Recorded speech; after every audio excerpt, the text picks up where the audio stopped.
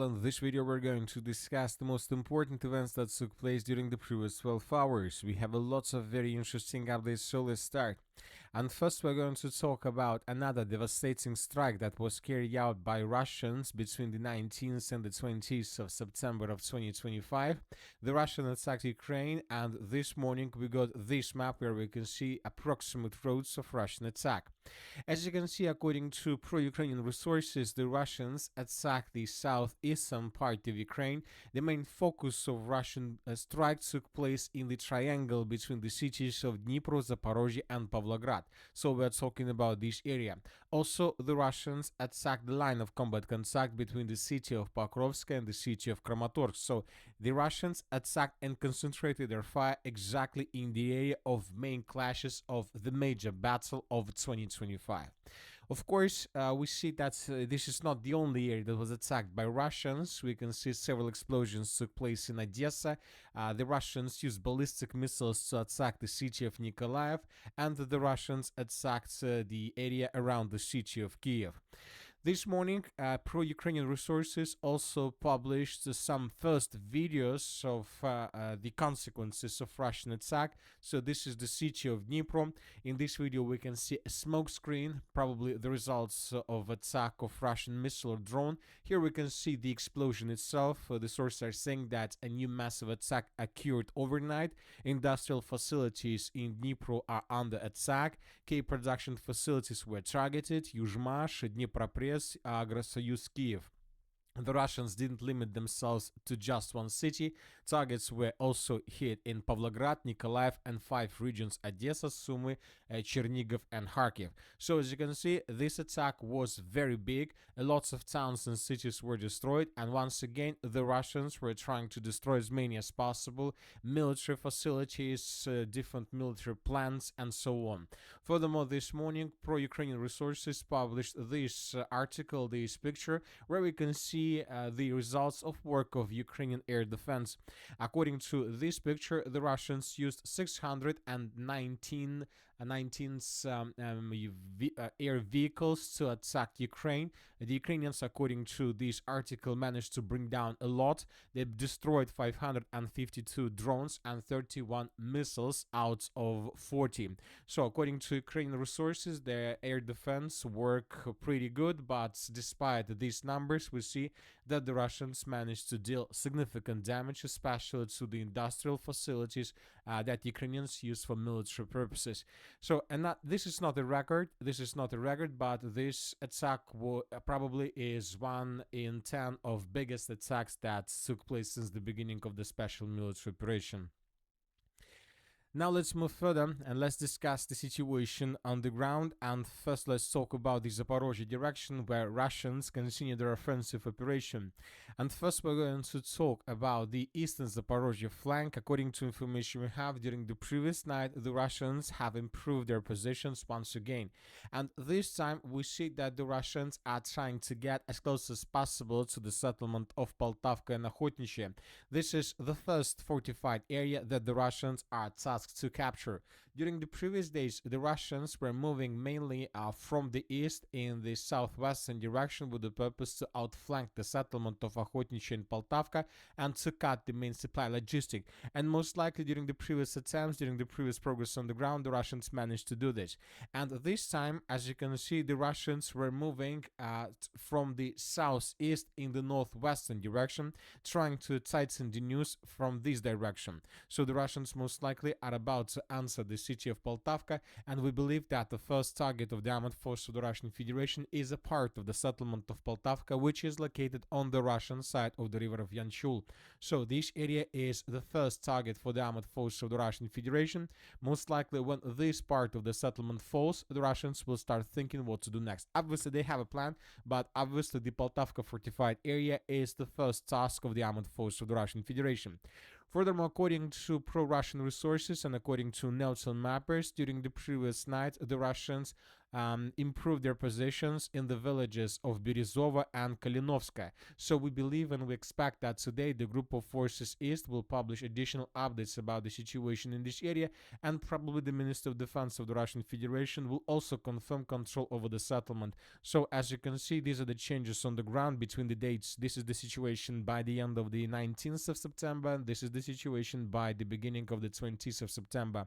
We see that Ukrainian reinforcement that arrived in this area still haven't managed to stabilize the situation. Most likely they will try to stabilize the situation a bit further in the northwestern direction around the settlement of Vishnyovo, Privili and Novoalexandrovka, so which means that the Russians still have gap for maneuver. Now let's move further and let's discuss the situation in the Pokrovsk direction. There are very heavy clashes for the area of breakthrough. The Ukrainians continue their counterattacks. The Russians use hundreds of drones for the purpose not to allow the Ukrainians to feel themselves very freely. The Russians attack them around the Shakhovo pocket, trying to pin down the Ukrainians and not to allow them to move further. At the same time, the Russians are trying to find a solution how to save control over this pocket, over this breakthrough area. And during the previous 24-48 hours, the Russians resumed their counterattacks in the area of the settlement by the name of Novoekonomichne. The Russians believe that if they restore control over the city, they will resolve every single issue with logistics they currently have. And as a result of first attacks, the Russians managed to restore control over the school in the central part of the city of Novoekonomichne. In this video, we can see how Ukrainians were attacking Russian positions on the territory of the school with aviation. Based on this video, we adjusted the map. So this is the situation by the end of the 19th of September, and this is the situation by the beginning of the 20th of September. So the thing is, the idea is very simple. The Ukrainians are trying to cut these pockets to restore control over the first defense layer, and they think and they believe that if they can do this, then they will be able to unblock the city and the Pokrovsk agglomeration from the north. The Russians see that Ukrainians are attacking and they're not counting losses, so that is why they are trying to improve their positions in the eastern and the southeastern parts of the Pokrovsk agglomeration. If Russians can take under control this territory, then there will be no risk for Russians to lose control over the northern pocket, and they will be able to secure and to improve their logistic and coordinations and communications between different groups in different parts to the northeast of the Pokrovsk agglomeration. So there are still very heavy clashes, and as we can see, the major battle is ongoing. Now let's move further and let's discuss the situation in the Siversk-Liman direction. During the previous 24 hours, we haven't received lots of updates. The most interesting are coming from the village of Shandrigolova. As we know, there are very heavy clashes for this area. The Ukrainians control the situation in the southwestern and the western parts of the settlement, trying not to allow the Russians to take the settlement under complete control. But as we discussed in the previous videos, the Russians decided to outflank the settlement of Shandrigolova. Currently, there are very heavy clashes for the area between the village of Novoselovka and Shandrigolova itself, and at the same time, the Russians continue offensive operation to the west of the river of Nitrius, and according to several pro-Russian resources, during the previous 12-24 hours, the Russians managed to improve their position significantly. Fighters from the West group are advancing towards Korovy Yar, fighting for Shandrigolova, most of which is under Russian control, also continues. So according to this map, according to different very reliable pro-Russian resources, by the beginning of the 20th of September of 2025, the Russians managed to improve their position significantly.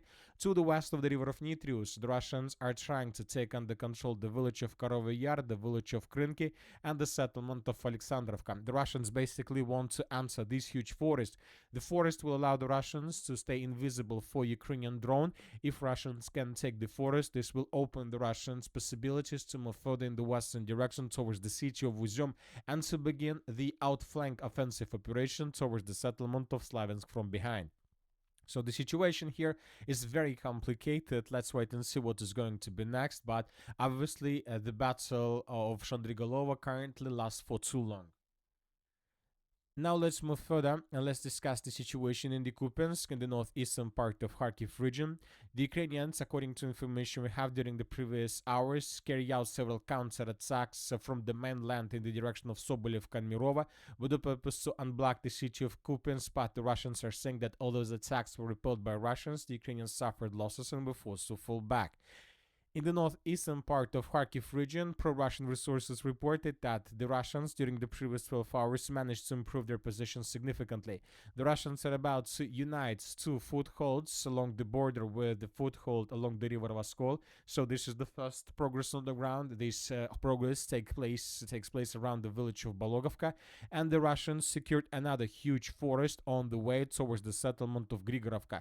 So the Russians continue offensive, and we believe that here we're going to see the same story as we can see right now in the Zaporizhzhia direction.